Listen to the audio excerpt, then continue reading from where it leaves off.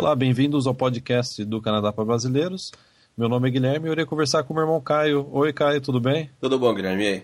Tudo bem, Caio. Nesse podcast a gente vai continuar, a gente vai seguir na nossa maratona aí de responder as perguntas, né, as perguntas que mais aí que representativas, né? Então, né, a gente gostaria de fazer mais um programa temático, né, cada programa um tema, mas a gente está recebendo tanto e-mail que a gente achou melhor resumir, pegar as perguntas mais frequentes que a gente recebe e né, gravar aí pelo menos mais 1, 2, 3, a quantos podcasts forem necessários, né, cara? Sim, não. E a gente tá pegando as perguntas que se repetem, né? Tem muita pergunta parecida, então todas as perguntas que a gente colocou nesse podcast de hoje tinha diversas outras perguntas muito semelhantes. Então, antes que alguém reclame, eu gostaria de um podcast que me seja mais entretenimento, a gente recebe isso. A verdade é que a gente atende aos nossos assinantes, basicamente, né? Sim. E também aos novos ouvintes que estão chegando agora. Então, eles têm a prioridade. Então, se eles estão pedindo isso, a gente vai fazer né, exatamente o que eles estão pedindo, né, cara? Podcast é para vocês, né? Então, Caio, vamos primeiro fazer o comentário sobre o nosso e-book. A gente lançou o e-book, se não me engano, 2 ou 3 semanas atrás, né? E Sim. quantos downloads a gente já atingiu? Já passou dos 2.000 em apenas aí 2 semanas de e-book. Então, para quem não sabe do que a gente está falando, vai na capa do canadaprabrasileiros.com e acesse, do lado direito você pode fazer o download do e-book, é o nosso primeiro livro, que a gente lançou no mês passado. Então fica aí 2 semanas atrás, né?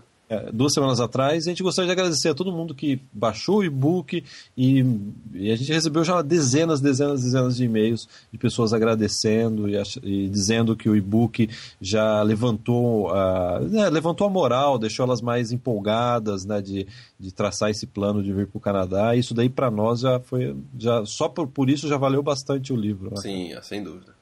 A gente não pode fazer ninguém vir para cá, mas a gente pode ajudar nesse sentido, né? Sim. Mostrando que é possível, né? Sim. Então, Caio, vamos para a maratona de perguntas. A gente vai tentar fazer da forma mais tranquila possível, aí, sem entrar em perguntas muito longas, né? Então, a primeira pergunta é do Clayton. Ele diz: faria um curso no Canadá no próximo ano e pretendo dar entrada na imigração. Aí ele pergunta: é melhor eu já imigrar estando no Brasil ou imigrar quando eu for para o Canadá? Então, depende do curso, né, Clayton? Depende do curso que você fizer. A gente recebe essa pergunta, já recebeu diversas vezes, depende do curso. Se você está pensando em fazer um curso só de inglês, o curso de inglês ele não vai te dar nada em termos de imigração, né? Então você pode dar entrada no seu pedido estando no Brasil ou no Canadá e tanto faz, não vai fazer diferença nenhuma. A única diferença é que você vai fazer o inglês, você pode, né, ter uma pontuação melhor no IELTS, né? A gente não sabe como é que é o seu nível de inglês.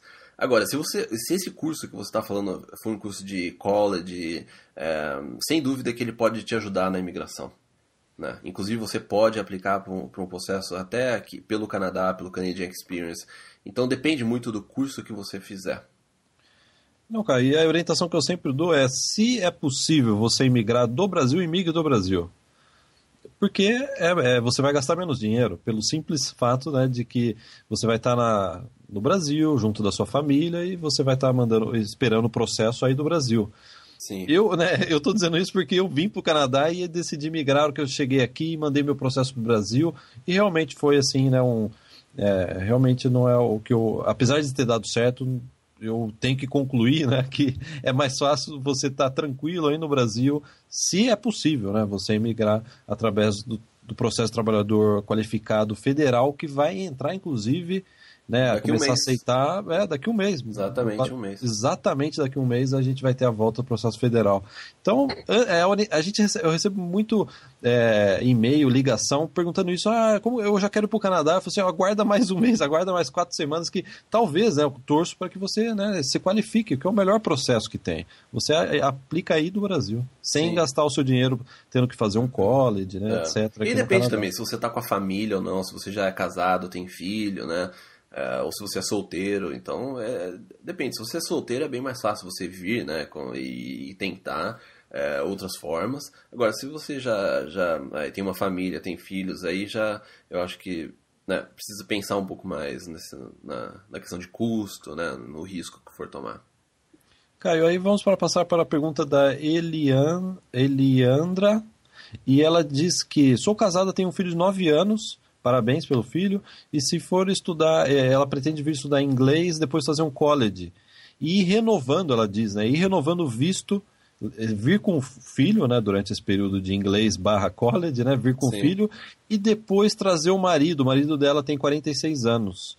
Caio, antes de você fazer um comentário, o que eu diria é, se você vier para estudar inglês com o seu filho e se os seus planos são realmente não voltar para o Brasil, né, de ficar aí, ficando no Canadá, e se o consulado perceber isso, você pode ter algum problema com o visto, porque um dos requerimentos, né, que eles anotam na hora que vão avaliar o visto é a pessoa tem tem algum plano de talvez não voltar para o Brasil, né, ficar ir ficando no Canadá, então tem que ficar atento a isso, né, ao que eles chamam de vínculo com o Brasil, então isso é bastante importante. Né? Sim. E um comentário que eu vou fazer que é comum que acontecer, né, que a gente já viu muito isso acontecer, vamos supor que um dos, né, o esposo ou a esposa vem para o Canadá para fazer um mestrado, por exemplo, entendeu? A família fica no Brasil e essa pessoa ela vem por um mestrado de 1, 2 anos. Isso é comum acontecer e a chance de negar ela é bem menor do que se você vem com um filho para um curso de estudo e trabalho, por exemplo, entendeu? Então, se você vem para um curso de mestrado, doutorado, sua família está no Brasil, ou seja, você tem um vínculo bom com o Brasil que te faça voltar, entendeu? Mesmo que no futuro você pode ter a intenção de migrar, mas isso é um vínculo, você tendo o filho, o marido no Brasil. Isso é normal acontecer que as pessoas, um dos dois, eles vão fazer algum tipo de mestrado, doutorado no exterior. Então, e depois que você conseguir suas coisas, aí você pode trazer o resto da sua família. Eu acho que esse seria o melhor caminho. É um caminho difícil, a gente sabe, porque você fica longe da sua família, né? Eu não conseguiria fazer isso, por exemplo, mas eu acho que é uma forma que dá menos chance aí para um visto negado. Legal, cara. Então vamos passar para a pergunta do Fábio. Ele diz, eu e minha esposa estamos no processo de imigração da província de Quebec. Quer dizer, eles já mandaram o pedido para a província de Quebec. Aí ele diz, porém está bastante demorado, já se passaram 16 meses e até agora não fizemos a entrevista. Para processo de imigração, 16 meses não é demorado, hein, cara? O meu demorou 36 meses, Fábio. Você ainda está no começo ainda. Então, eu entendo perfeitamente, Fábio. Você está, né, ansioso, né, esperando 16 meses. É normal isso. Eu passei por isso, dá aquela vontade, quer saber, né, então... Né, paciência, né? Não vou conseguir migrar, passa um monte de coisa pela cabeça, né? Mas você diz que está esperando, entre aspas, né, só 16 meses. É por causa do Quebec, né, que essa parte da entrevista ela é mais rápida, não demoraria 36 meses, né? Mas a verdade é que a gente não sabe como é que eles estão lidando, né, com esse processo, né? Porque tudo deu aí nos últimos meses, últimos 6 meses. A imigração canadense está passando por diversas alterações. Então a gente não sabe como é que eles estão lidando com esses processos que estão aí já em andamento, né? Você pode ser tanto chamado daqui a uma semana como daqui a uns meses, né? Então, né, e o que ele falou, não sei se você chegou a terminar de ler o e-mail dele, Guilherme, mas ele falou que ele quer vir para o Canadá já e pedir demissão do emprego dele no Brasil, mas já vir para o Canadá e esperar daqui, né? Sim. Eu iria comentar que eu acho que é importante primeiro comentar sobre essa, né, a timeline do processo dele, né, de 6 meses, que é totalmente normal, né?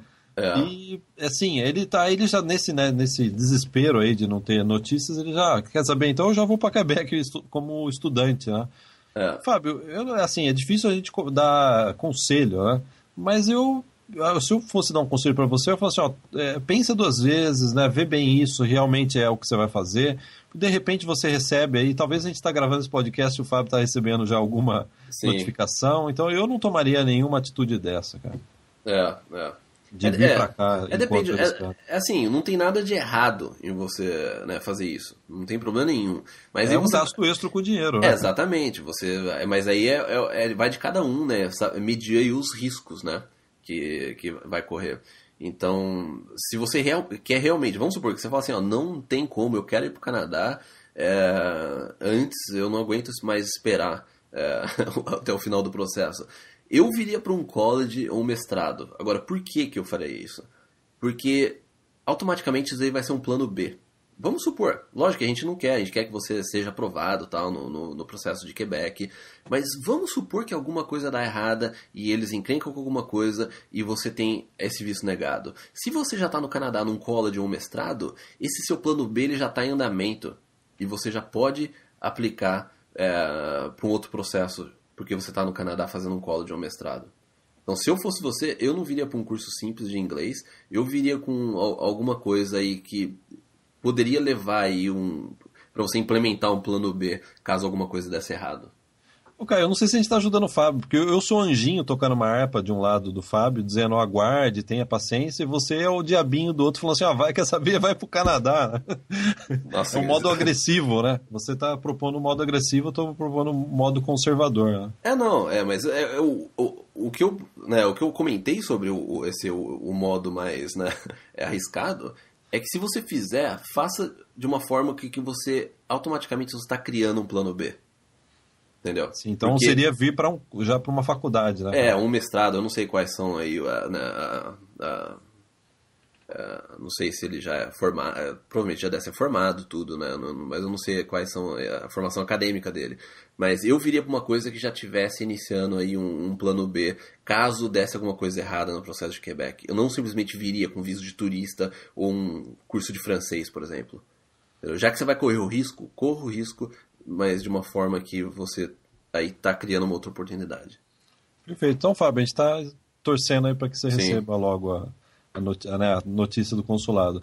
Agora o outro e-mail é do Victor Menezes, ele é assinante nosso, ele é de Recife, ele colocou aqui, e ele tem uma dúvida sobre o vídeo que você fez sobre o Canadian Experience. Caio, antes de comentar sobre isso, antes de eu falar da pergunta dele, talvez tem gente chegando agora, né? O Canadian Experience, né, em 15 segundos, é uma forma de migrar para o Canadá se você tem experiência de trabalho de pelo menos 1 ano aqui no Canadá. Então ele está perguntando exatamente sobre um vídeo que o Caio fez sobre essa modalidade de imigração. Então a pergunta dele é qual que é, se existe cota para esse programa. Tem 2 perguntas. Se ele atingir os requisitos mínimos, se ele consegue imigrar automaticamente. E uma outra pergunta é se tem cota, né? Se tem um limite aí de aplicações que eles estão esperando para esse programa. Então, em relação à primeira pergunta, se você consegue migrar automaticamente, a questão... Isso a gente ouve... Eu coloquei essa pergunta aqui porque a gente ouve isso direto. Eu vou conseguir automaticamente? Nada em processo de migração é automático. Se você tem os requisitos, você tem que aplicar. Entendeu? Aí, fica do oficial de imigração aceitar ou não, né? É lógico, se você atinge os requisitos, existe uma chance muito grande de você ser aceito, né? Mas não existe nada automático, que se você preenche os requisitos, você já consegue o visto de residente permanente. Você tem que aplicar o processo. Se você tem os requisitos, é tranquilo, né? Mas não é 100%. E, Caio, tem cota para o Canadian Experience? Agora, em relação à cota, o que o ministro da imigração, o Jason Kenney, anunciou aí foi numa entrevista que eu vi ele falando. Ele falou que eles têm a intenção de aceitar 10 mil aplicantes agora, né, emitir 10 mil vistos de residente permanente em 2013. Ou seja, é um número grande, e em 2012 foram 7 mil. E aí em 2009, se não me engano, quando começou o programa foram 2.500. Ou seja, você vê que o Canadian Experience está crescendo muito. E se a gente analisar como a imigração foi nesses últimos anos, a gente tem que analisar qual é a tendência aí, né? A gente já sabe que o Canadá está querendo, o que ele quer é o tipo de perfil da pessoa que migra pelo Canadian Experience. Então a gente acha que os números eles vão crescer ainda mais aí nos próximos anos. Mas... eu não descobri um número exato de cota, mas o que ele falou que eles têm aí a previsão de receber 10 mil imigrantes através do Canadian Experience agora em 2013. E aí o Vitor termina de forma muito simpática, né? Como é comum o pessoal, né, geralmente de Recife, né? É engraçado isso, né? O pessoal, geralmente nosso assinante, eles são realmente muito simpáticos conosco. Ele diz, abraço meus mestres de imigração. Na verdade, Vitor, a gente não é mestre de nada, não, viu? Mestre são aqueles caras lá que cobram $300 por consulta. E aí ele diz, nós somos do site, né, do Canadá para brasileiros apenas. Né? E sem vocês eu não conseguiria sair dessa nação furada. Eu acho que ele tá sendo até bonzinho chamar o Brasil de nação furada, né, cara? Uma peneira, né?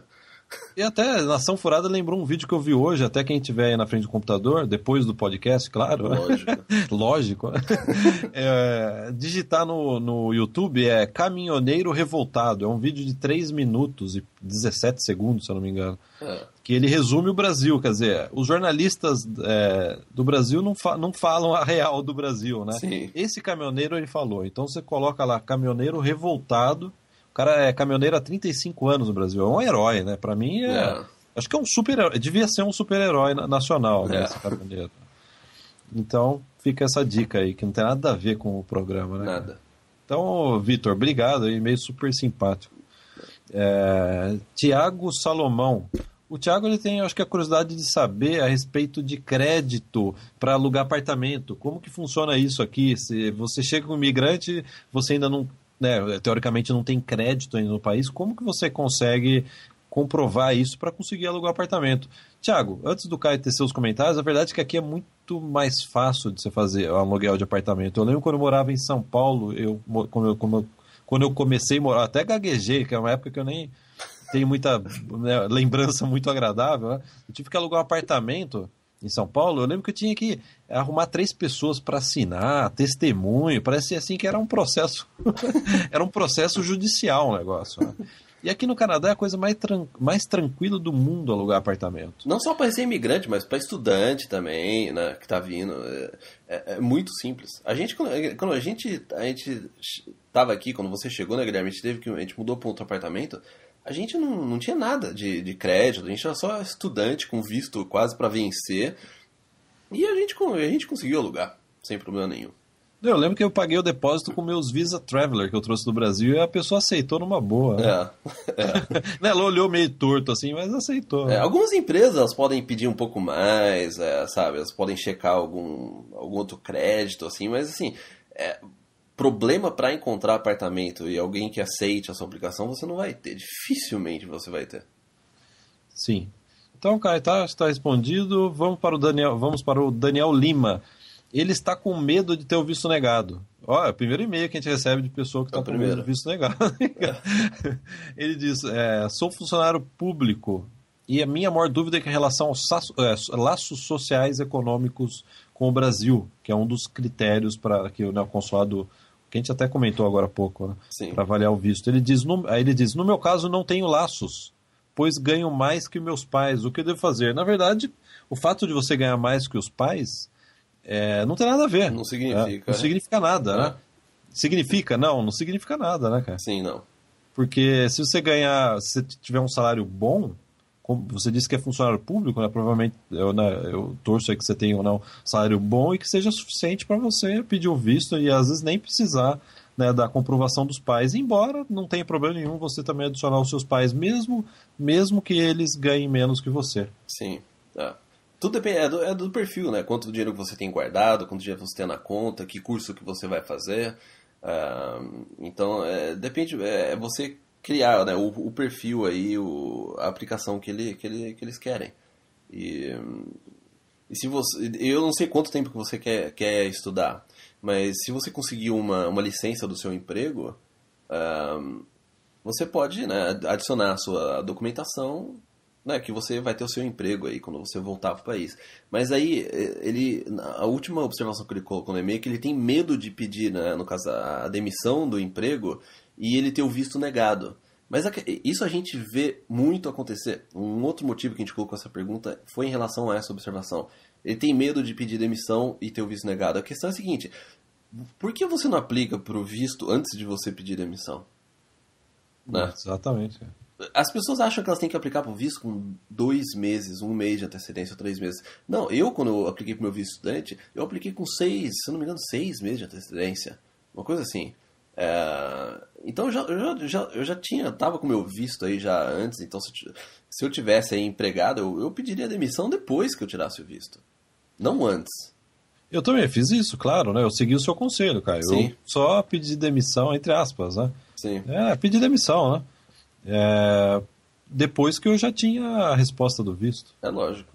Então não faz sentido você pedir demissão e depois né, ficar aguardando o visto. Sim, peça o visto com antecedência e que daí você vai ter muito mais tempo para se programar com a sua viagem. Não só em questão de trabalho, mas em diversas outras coisas. Então acho que está respondida a pergunta do Daniel. Sim. Vamos passar para o Júlio César. Deixa eu ver. O Júlio César está estudando Direito no Brasil. Ele disse que está no 5º período. Na minha época era ano 1, 2, 3. Eu não faço a minha ideia que seja período, acho que é semestre, né? O Bobel deve ser. Aí tá com 2 anos e meio, né? 2 anos e meio, né? 5º período. Seria 5º semestre, né? De Direito. Bom, quer dizer, ele não vai nem precisar terminar o curso de Direito, já vai vir para o Canadá. Ótimo, né? E ele quer saber, a pergunta dele é quais os procedimentos para transferir meu curso de Direito do Brasil para o Canadá. Eu acredito que não dá para fazer isso, cara. Eu não sou especialista nessa parte de credencial, mas o que a gente pode falar daquilo que a gente já, né, convive com as notícias, né?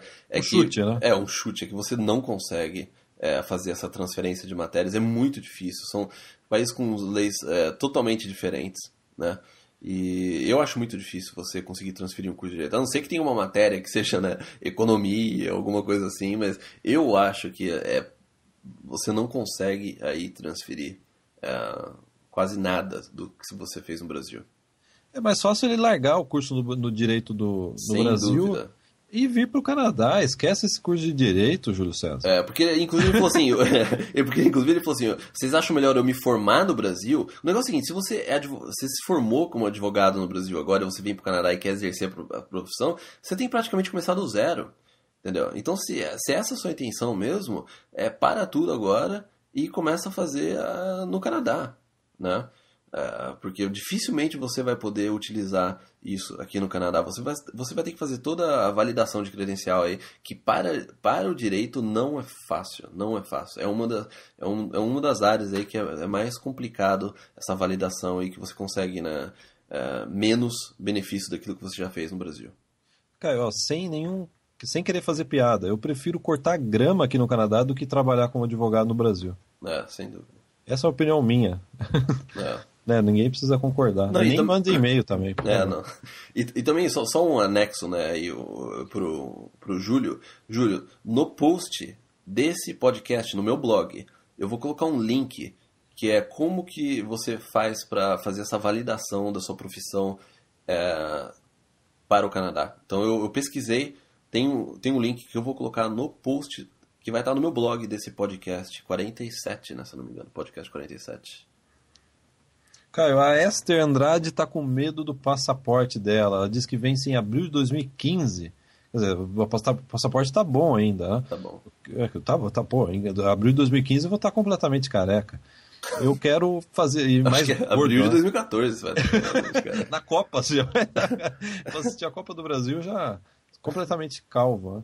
Né? Meu passaporte vence em abril de 2015 e eu quero fazer um curso de estudo de trabalho em Vancouver durante 18 meses, começando em novembro de 2013. Ela pergunta se tem algum problema ela vir com o passaporte de abril de 2015.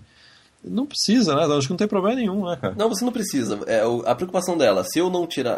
foi o que ela colocou. Se eu não tirar o passaporte novo, corro o risco do consulado negar o meu visto? Não. O consulado não nega o visto por você ter aí um passaporte que não, né, que tem uma duração menor. O máximo que pode acontecer, vamos supor que o curso, a duração do curso, ela vai um pouco além de quando o seu passaporte expira. O que eles vão te dar é o visto até a data que o passaporte expira. Aí, quando você estiver aqui, você pode, inclusive, renovar seu passaporte aqui do Canadá. Aí você pode aplicar para uma extensão, alegando isso, porque você não tinha o passaporte e você ainda precisa concluir o curso. Então, você não precisa obter um passaporte novo agora. Perfeito. Isso não vai fazer com que você tenha o visto negado.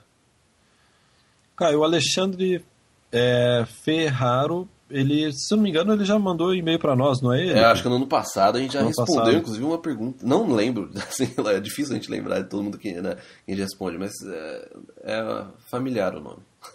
Eu trabalho com redes de... Ele diz, né? Não sou eu não trabalho com redes. Não. Eu trabalho com redes de computadores, sou formado em tecnologia em redes, né? Ele diz as certificações que ele tem. Ele tem 39 anos, o inglês é avançado. Ele diz que há 6 meses voltou a estudar inglês com uma professora particular.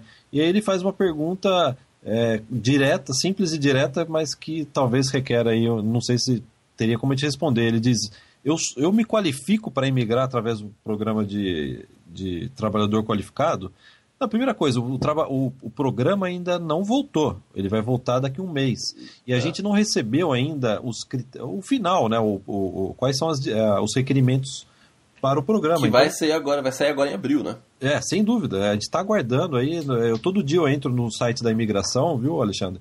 E até eu recomendo, se você quiser ficar atento a isso também, vai no site da imigração, entra todo dia lá, porque a gente está aí muito próximo de receber essas informações de quais serão mesmo, né, em detalhes, os requerimentos para aceitar novos candidatos. Sim. Eu espero realmente, pelo jeito você tem um perfil muito bom, né? Talvez você vai perder um pouco, talvez não, você vai perder alguns pontinhos aí na idade, né, por já ter 39 anos, mas se o seu inglês avançado, se você tem uma formação que eles aceitem e você tem experiência de trabalho, talvez você se qualifique, mas não tem como a gente responder baseado só nessas informações que você descreveu aqui. Sim. Não, e Alexandre, se você é o Alexandre que eu acho, você acompanha o nosso trabalho, eu acho que viu que eu coloquei no meu blog essa semana agora que passou um artigo sobre o processo federal, o título é Prepare-se, o processo federal vem aí, está chegando, uma coisa assim, e o que eu falei o que eu coloquei no post é que o que a gente está prevendo é que a cota do processo federal vai se acabar muito rápido, entendeu? Então, se você falou que tem inglês avançado, já faça o IELTS, porque você vai precisar mandar a sua aplicação o quanto antes, né? E outra, você tem 39 anos, a nota máxima do processo federal vai ser para quem tem 35 anos. A partir disso, vai caindo 1 ponto por ano, ou seja, você vai perder 4 pontos na questão da idade. Você vai ter que repor esses 4 pontos de alguma forma. Um dos únicos meios aí que eu vejo é que você tem uma nota máxima aí, ou muito próximo aí do realmente avançado no IELTS. Então, se eu fosse você, agora eu prestaria um IELTS para saber qual que seria a sua pontuação. E eu não sei se ele é assinante da nossa área VIP. Na nossa área VIP tem um guia sobre como iniciar o seu estudo para o IELTS. Sim. E, Caio, aí uma pergunta bem direta, simples, direta da Fagni. Ela diz, qual é o inglês que é falado no Canadá? É o inglês americano ou britânico? Caio, antes de você comentar, o que eu diria esse negócio de inglês canadense, inglês americano, inglês canadense só existe no Microsoft Word, cara. Que você tem que selecionar qual que é inglês, né? O único lugar que eu já vi inglês canadense foi no programa de editor de texto. A questão, o inglês do Canadá, assim, eu acho que as pessoas lembram muito a questão, né, do sotaque do britânico. Ele é mais americanizado, sim, né? Ele é um inglês americano. Mas a questão é que, se você pega uma pessoa aqui de Seattle, nos Estados Unidos, que está aqui próximo de Vancouver, o inglês dessa pessoa é muito mais próximo de Vancouver do que com o Canadá, do que com um americano do Texas, né? O pessoal de Nova York muito mais próximo do inglês de Toronto do que o pessoal do Tennessee, nos Estados Unidos, né? O inglês, ele é um inglês, né, a pronúncia é mais americanizada, mas o interessante, Guilherme, que até eu comentei com você antes, quando a gente gravar esse podcast, quando você conversa, às vezes, com algumas pessoas mais velhas aqui no Canadá, principalmente aqui em British Columbia, eles têm um sotaque mais britânico, acho que devido, né, à imigração no passado, do pessoal que veio, né, da Inglaterra, né, da Europa em geral. Mas, para responder a Fagner, como a resposta era rápida e direta, né, Guilherme? É o inglês mais americano.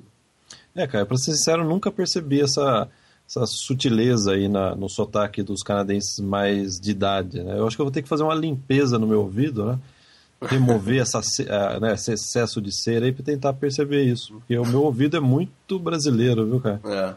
Eu não consigo ver essas nuances. Às vezes eu vejo brasileiro, já ouvi brasileiro dizendo, não, porque eu falo inglês britânico. Não, você fala inglês brasileiro, né?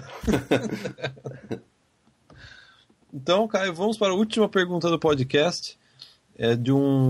Acho que de um assinante nosso, né? Do Felipe, nome do seu sobrinho número 1, Caio. Sim. E, se eu não me engano, ele foi ele que mandou uma pergunta, acho que ele mandou uma pergunta para nossa agência de intercâmbio, né?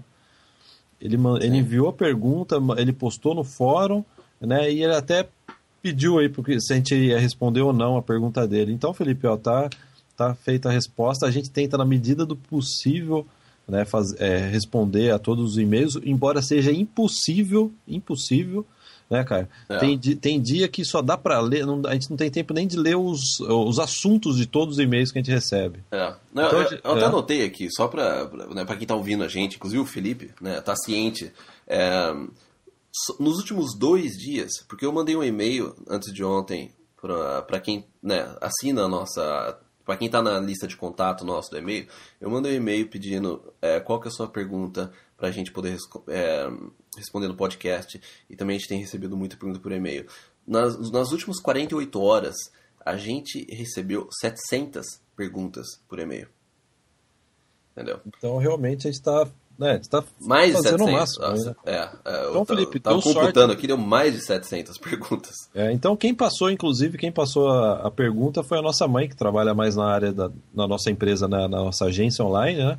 Ela disse que ele mandou para lá e ela mandou de volta para a gente aqui, né? E aí deu sorte, a gente conseguiu encaixar a sua pergunta aí nesse podcast, né? Sim. Então, ótimo. Então, vamos para a pergunta dele. Caso ele está querendo vir para fazer estudo e trabalho, não é isso? A esposa viria para fazer o estudo e trabalho e ele pegaria um visto de trabalho. Então ele não viria para estudar, né? Ele não iria estar se matriculando num programa, pelo que eu entendi, né? Sim. Somente a esposa viria matriculada e, portanto, ele pressupõe aí que ele poderia receber um visto de trabalho por estar vindo com a esposa. Sim. Caio, eu acho que para programa de estudo e trabalho isso não é possível, não, né, cara? Não, só se for um estudo de trabalho, assim, uma faculdade, né, que depois você faz um programa de trabalho depois, mas não o de inglês. O visto para a esposa, eu tenho, assim, 99,9% de certeza que ele não se qualifica para quem vem fazer aí o inglês, mesmo que seja um curso de estudo de trabalho. Se você olhar o site do consulado na parte, o site da imigração canadense, na parte de visto de trabalho para esposas, a pessoa, né, o aplicante principal, que seria no caso a esposa dele, tem que estar matriculado em uma instituição pública ou uma instituição privada com 50% de financiamento do governo, ou a pessoa está com uma permissão de trabalho para estudar por mais de 6 meses no Canadá. Mas essa permissão de trabalho ela tem que atender aos NOCs. Não é uma permissão de trabalho estilo co-op, como é um curso de inglês, né? Então é importante ficar atento isso, às regras desse visto de trabalho, nessa permissão de trabalho para o esposo ou esposa. Ele não é qualquer visto que você pode aplicar. Então talvez seria bom o Felipe rever esse início de planejamento dele, né, cara? Sim. Talvez seria melhor ele também vir com o estudo de trabalho, ou eles já virem para fazer uma pós-graduação, por exemplo, a esposa ou ele fazer a pós-graduação, né? Sim. Talvez rever isso daí, né, cara? E, Felipe, eu vou colocar no post, no meu blog desse podcast, um link para essa página que eu falei para você da permissão de trabalho para o acompanhante. Então, checa o meu blog que esse link vai estar lá. Perfeito, cara. Então a gente já está encerrando esse podcast. Eu gostaria de fazer um comentário a respeito de intercâmbio, né? Todo mundo sabe, né, que a gente tem uma agência online de intercâmbio, né, desde 2006, que é um dos serviços do Canadá para brasileiros, né? E a gente tem recebido muito perguntas do tipo, qual é a segurança que eu tenho de comprar com vocês, né? É uma pergunta comum que a gente ainda recebe, né? Faz aí, desde o começo a gente recebe essas perguntas, né? E a gente tem visto que tem algumas agências de intercâmbio no Brasil, que é isso que tem preocupado as pessoas, Caio, que a agência vende o pacote, você já paga tudo adiantado para a agência, o pacote de curso, mais a moradia, você paga a passagem aérea para a agência, as taxas, o seguro-saúde, quer dizer, imagina, é um bom dinheiro que você deve pagar, né, já efetuar para a agência. E depois a agência ela fecha e a pessoa fica a ver navios, a agência não transferiu o dinheiro para a escola, né, aqui no Canadá, não pagou a moradia, não pagou nada, né? Quer dizer, uma espécie o que aconteceu recentemente, né? Teve uma grande agência no Brasil que fechou. Faz 7 anos que a gente tem uma proposta de intercâmbio que é a única proposta 100% segura, né? Acho que é importante a gente falar também sobre isso, né? Tu fala assim, os caras estão fazendo propaganda da agência? Sim, a gente está fazendo propaganda da nossa agência. Por quê? A gente trabalha de uma forma muito simples. Você só efetua um pagamento mínimo inicial, ganha a carta de aceitação da escola, pede o visto, e aí depois você pode ou pagar direto para a escola, inclusive, né? A gente não recebe... A gente não vai intermediar. Se você não quiser, a gente não vai intermediar. Você paga diretamente para a escola. O seu dinheiro está com a escola. Paga direto para a escola e a gente tem um acordo com... Para mim, aí, uma das melhores escolas de Vancouver, que é a VEC. A gente tem um acordo já de anos com eles. Você pode pagar quando chegar na escola, no primeiro dia de aula. Quer dizer, mais seguro do que isso é impossível. Você pode pegar a melhor agência no Brasil, eles não têm uma proposta como a gente tem aqui. Então, acho que é importante, né, cara? Você fica com o seu dinheiro com você, até o momento que você chega na escola. Não tem forma mais segura do que essa. Então não é só uma questão de fazer propaganda, falar do nosso serviço, porque a gente tem, né, essa agência online, mas sim que eu realmente acredito que a gente tem a melhor proposta, a proposta que deixa a pessoa tranquila de não precisar desembolsar ainda no Brasil um dinheiro para um terceiro, né, para uma agência, e esperar que essa agência vai transferir esse dinheiro para a escola, a moradia aqui no Canadá. Então fica essa dica, quem tiver interesse, dá uma olhada no intercambionocanadá.com, que é a nossa agência online do Canadá para brasileiros. Então, é isso, né, Guilherme, por hoje? Por hoje acho que tá bom, né, cara? Tá bom, né? Tá bom. Então, até semana que vem. Até semana que vem, um grande abraço. Tchau, tchau. Tchau, tchau.